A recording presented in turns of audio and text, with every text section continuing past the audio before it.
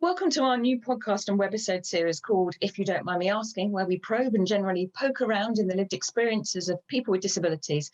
So I'm here with my co-host Dan, and I'm Lucy, and we both work for Business Disability Forum. So we're going to tell you today a little bit more about why we're doing this series and a bit of an introduction to ourselves as well. So Dan, you fire away. Tell us a bit about yourself. Like, what's your name and where do you come from? But without the Scouser accent, I can't do Scylla impressions. Yeah, no, that's fine. I revert to my dream if I'd ever been on Family Fortunes. I'm Dan Cadey, and I am from Chelmsford in Essex. And so working for BDF, I'm a senior business partnership manager. So it means I get to work with a handful of organisations, helping them to become disability smart. And previously, previous roles, I've worked for the National Autistic Society as well. So I've had a long interest in neurodiversity and autism, particularly working with businesses to help them become a bit more aware, understanding, and friendly to disabled people. So how about you, Lucy, and your role I know your Business Disability Forum is slightly different. Yeah, so I'm Lucy Ruck. I'm the Task Force Manager at BDF. I've been here for eight and a bit years now, so a little while. I'm becoming sort of part of the furniture, like the comfy cushion in the corner, maybe, slightly worrying. So I look after a number of our networks and task forces, and they've grown tremendously in the time I've been here. So the Technology Task Force is kind of my main baby, if you like. I've got a Customer and Service User Task Force, a Procurement Network, and a Northern England Network. And if I've forgotten any of my children, I'm really sorry. Because they are like your kids, aren't they? But yeah, so it's all about bringing people together so they can share that knowledge and best practice. So I basically try and let other people get a word in edgeways, which Dan, you're going to experience quite a lot, I think, in this, aren't you? I'm a talker. What can I say? Yeah, we've only actually ever met, haven't we, via online, I only started the job during the fun time of the pandemic, so remotely. So I think that makes it even more fun trying to get word in edgeways, because you haven't got all of the usual cues when you're actually in person, throwing a pencil or some other stationery at someone to get them to stop for a moment. I miss meetings like that. I've had a lot less bruises, obviously, in this time. So what we wanted to do as well is sort of delve a little bit. We're sort of asking lots of questions to other people, so it only seems fair we should ask questions to each other and kind of delve a little bit deeper. But actually, I've moved on to the wrong question there, so I'm going to come back slightly. So we're going to talk about why we wanted to do this series. That's a great start, isn't it? And then also why we called it If You Don't Mind Me Asking. Now, we did a series a few years ago about kind of the people behind the job title, and I think we talk a lot about the importance of case studies and about people talking about lived experience. And there's an element of there's quite a few people in BDF who can talk from that lived experience of having a disability. It's not them, it's actually us, and I think that's really important. And we'll come on to ourselves and our own personal experiences in a little bit. And we were playing around with what to call this, and we came up with lots of really good alternatives that were probably not broadcastable. And I think some of them are kind of like the one I've had quite a few times is, so what's wrong with you then? Which I think is always really pleasant, because it's always really nice to be told there's something wrong with you. Have you had any good ones where people have sort of come out with the awful things?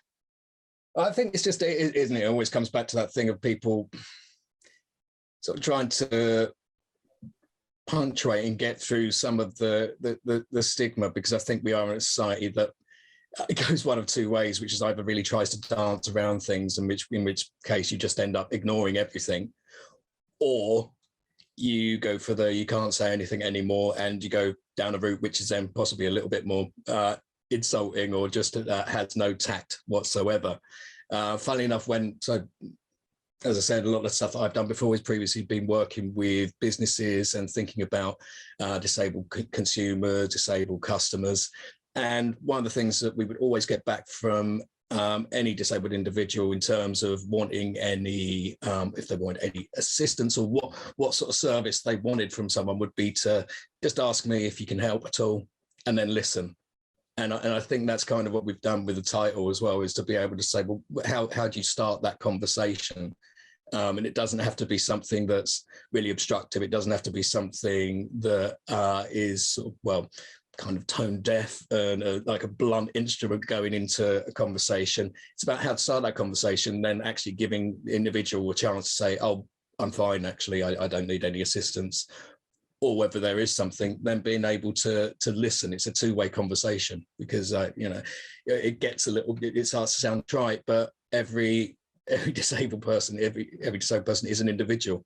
Everyone has their own either sort of like needs, requirements, their own preferences. And I think sometimes we get a bit bogged down in how do we start those conversations, or what do we do in terms of sort of like sometimes getting out of them as well. Yeah, and I think that, if you don't mind me asking, is kind of a really good route to give people a get out, saying, actually, I do mind, not today, because it's not just being an individual, it's how you feel on that day and whether you're happy to talk about it as well. And I think you need to kind of give people the opportunity to talk about it, or to ask, or to share, without sort of forcing them down a track where they're kind of feel like they're obliged because you've shown an interest. And actually, we all have slightly naff days when you can't be bothered to talk about it, or you'll summarize and just get on with stuff. So I kind of, it's a bit of a, if you use a term like that, it's a good starting point, really, isn't it? It's fairly safe.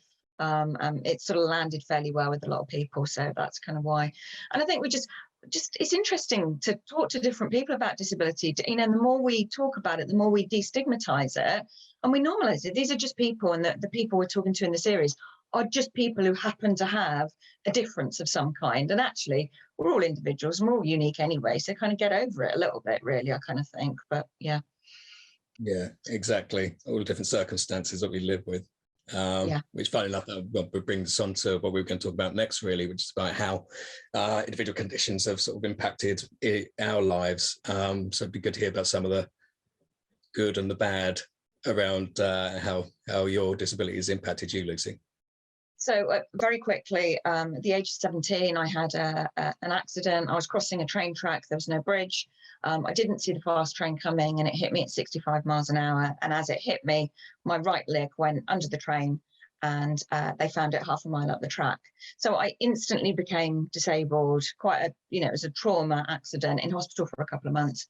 And that was like, I was thinking of it as very much like a sliding doors moment in terms of my life. 1 minute was just carrying and trotting along as normal, and then this thing happened, and part of me would like to know what that other Lucy's like, almost, you know, on that sort of different route. What did she do with her life and everything else? But I'm kind of a great believer in things happen for a reason. You wouldn't necessarily choose it, but it does change your direction and your path, and does make you the person that you are. And I kind of think I'm quite happy with who I am.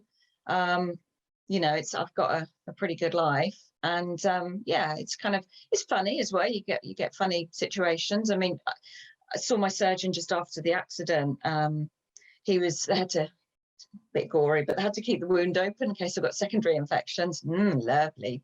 Can I just caveat this with, when I had my ears pierced at the age of 13, I fainted. I had a tendency to faint, and I've had to so it's all quite amusing, really. But so the surgeon came out, and he'd just been putting a plaster cast on someone's leg because he was an orthopedic surgeon. And he went, "Oh, do excuse me, I'm plastered." And I was like, "Don't worry about it, I'm legless." So like 2 days after, like a trauma, but it's probably just morphine talking, I think, to be honest. But I think, you know, there's funny things to be had, and people feel so awkward around it. "Oh, haven't you got tiny feet?" "Oh, I said feet and it's only a foot." Kind of, you know, people get like really kind of twitty. That's okay. Doesn't matter. No, you didn't, you know, it's just a turn of phrase. So, yeah. But one of the things I was just going to touch on, because otherwise I'll take over entirely, was chronic pain. Because it wasn't until you're doing stuff with other people that I was thinking, do you know what? Actually, I've had chronic pain now for 27 years. And I don't really do much in terms of medication. I just manage it mentally and block it out and push it to the back of my mind. Because I've got a lot of nerve pain there where the nerve endings they're just very sensitive.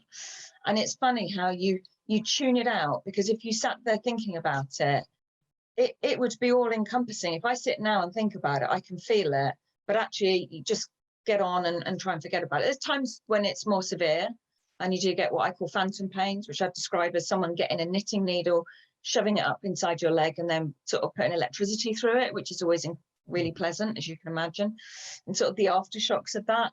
So I do get those, and that's not particularly attractive or nice, but that's part of it. And you just kind of, for me, I'm able to get on and deal with it. Everyone, again, is different. You know, some people have them much more severe and need that medication, but for me, I manage it. If it gets particularly bad, I will take some extra meds, but actually it's just sort of getting on with it, really. And I was going to ask you, Dan, in terms of, I know there's a couple of aspects that we were going to kind of cover.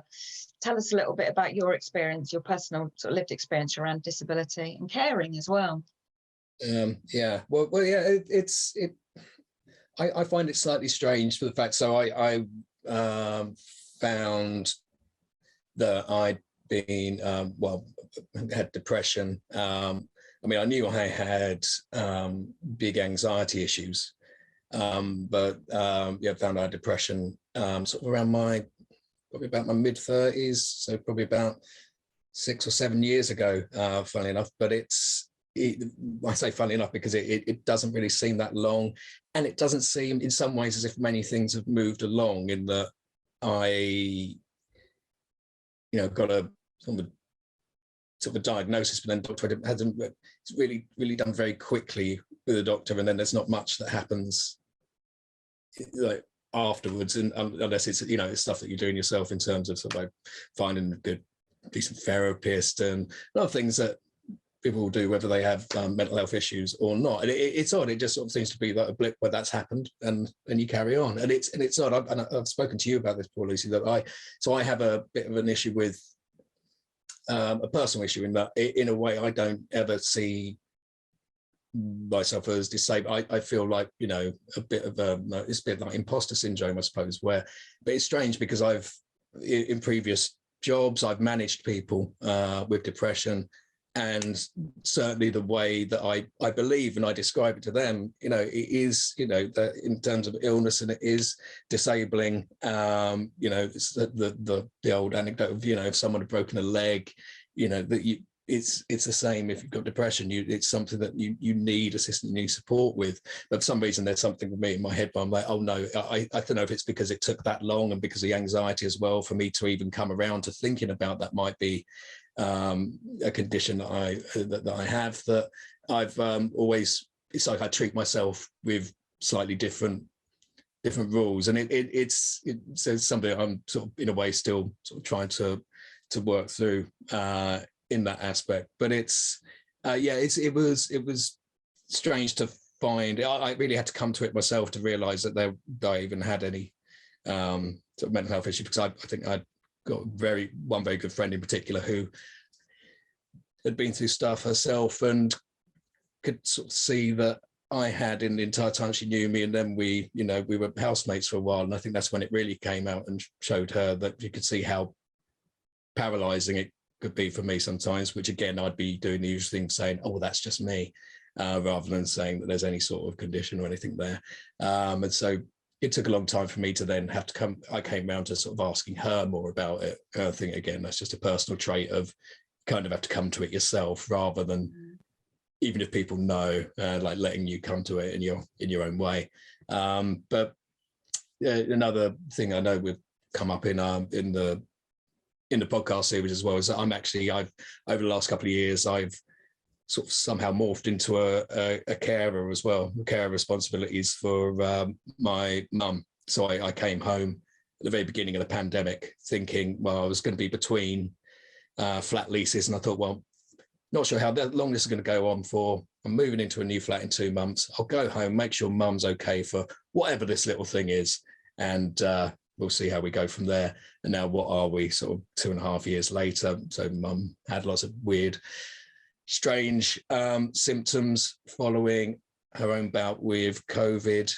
And it's been very hard to try and get any sort of diagnosis, whether it might be something around Parkinson's or another degenerative condition, but no one seems to know. But she hasn't really been able to care for herself. So again, strangely, in my time whilst working for Business Disability Forum, I've become a carer. And again, it's another thing where you don't see a cut off of, I'm not a carer. Now I suddenly am. It's slowly getting used to something which is having a massive impact on your life. And again, having that issue of like trying to accept that, and also trying to find out what it really means, and what it is, what it means for your greater circumstances, and how to sort of like get it straight in your mind as well. So it's been an interesting. Yeah, as you were saying, acceptance, and I think it's a funny one, isn't it? I think sometimes when there's these sort of gradual transitions from your mental health being in a good place to not being so good. It's not clear cut. Mine was clear cut. So mine literally happened in the blink of an eye, and that was that. And I knew instantly as soon as that had happened. Well, initially I thought I was paralyzed because of I couldn't feel anything. I think just the shock and adrenaline. But, you know, very quickly I realized what had happened. So I knew, right, I'm disabled now because it's not going to get sewn back on. That's now going to be life. Whereas I think for some of these other more fluctuating or changeable conditions, that, I don't know if it's just more of a challenge to kind of get your head around. And for me, it's a tidy box, whereas it's not quite so much for so many other conditions, is it? I don't know. Yeah, well, I think it's a different challenge. I would say more difficult as well, because I imagine with acquiring a disability like you did as well, you're going to have very much sort of fluctuating moods in terms of, yes, it's something that's clear cut, as you say, but it's then your mood and your life develops over the well, certainly the ensuing months and then years, and as you go on, and then I mean you'll still be sort of like going through developments now. I suppose I think you've mentioned before about going on holiday and having different legs or different attachments for different times, and so you've got all these different developments that you're going to be like going through as, I suppose, as sort of like care and support develops as well. And then new things happen throughout your life, you know, if that's happened when you were 16, and then as life goes on and things develop, you'll come up against, I suppose, different things. And so I imagine that sort of thing is always there, fluctuating. But I mean, certainly with the stuff that happens in terms of what I find interesting around the depression and the mood stuff, I thought that I'd got very good, actually pre-COVID and during the first part of the pandemic, I had a very good handle on it. But then a lot of the impact and the pressure of the caring that I'm doing as well, you can then end up, I mean, that sort of pressure anyway, because I'm in a place where I wouldn't usually be, and it's not, you know, it's, without getting too bogged down in the personal side of it, it's not, I don't think it's terribly good always for my mental health, the sort of position that I'm in. But there's then that line between, oh, am I low because of this situation? And then it becomes a little bit trickier to realize, oh, actually, no, in hindsight, I think though that actually I was going through a bad time there. But then the usual little triggers that I would have, and that I would know when I need to do something and try and make maybe sort of like make a bit of a change or speak to someone. It can get trickier when you're bogged down in a lot, and you slip into bad habits again of saying, oh no, this is just the situation I'm in, when actually you look back after you've got a bit more help, you're like, oh no, that wasn't, you know, you weren't getting out of bed, you weren't being able to do certain things, and you know, actually you operate in a very different way. So even when you think you've got a handle on it, it can still creep up and get you. And you know, if you ask me when I'm at my best, I'm like, oh yeah, I'll chat to anyone at work about it, and I can let people know when things aren't going well. But then when it starts to happen, if it's taken over you might not, because you haven't. That sort of thing is something, again, it's like this weird paralysis. It's like the sort of the perception of effort of tiny things sort of becomes absolutely ginormous, and you feel really tricky to be able to talk to anyone about. Yeah. And one of the questions I always think is really interesting to sort of ask people is about looking back. Is there something you tell your younger self? Well, I don't know when you got your diagnosis or when you realised. So would you have sort of pre-warned yourself, or what's your thinking, or would you just kind of go? Is there anything you would go back or when to it? Maybe it's a slightly different one, isn't it? Maybe. Yeah, I think it'd be about exploring the possibility that there could be. So there's a great charity called Young Minds. After I'd had my diagnosis, the reason I looked on their website, funnily enough, was because a friend of mine had started working there. I was just having a look, see where he's working now. And the front page was all of these case studies of young kids. And so when, like I say, my diagnosis was about 36, 37, there were these teenagers talking about how they felt. And I was like, oh yeah, that was me. I know this has been hanging around since then.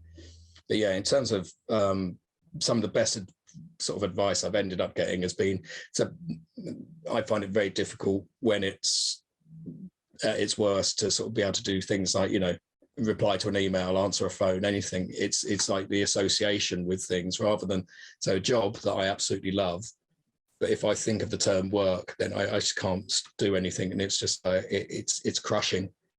But if I just start doing those things, it's great. It's sort of trying to short circuit this bit between the thought and the doing. So I think some of the best advice I've had was sort of in terms of sort of like, when it stops me from doing any exercise or activity as well, is just to sort of like get outside, just start walking, and then it's a lot easier. It's almost like a rolling start. Then you make better decisions. You can start doing that. And so I think it's about, without trying to hijack a sports brand, it's kind of like just do it, but it's a bit more just sort of like, just get going and sort of start working on things. Yeah, the momentum will push you through almost. Yeah. Try in a way, you're trying to take yourself, or a part of yourself, out of the equation. What would the same sort of thing be for you in terms of your younger self? Well, for me, I suppose I remember being in hospital and they brought through a prosthetic leg because they were trying to make me feel better about what life would be like as an amputee. And they brought me through a man's above knee prosthetic leg, which was massive, looked like something out of World War II and was horrific. And I'm like, you think that's going to help me? No, that's awful. So I think just to kind of go, actually, life's going to be okay. You're going to get married. You're going to, fall in love. That happens slightly different order. Have kids. Have a job where you can give yourself. Be yourself as well and be authentic in that. So I'm really lucky they let me get away with being me, which is fantastic.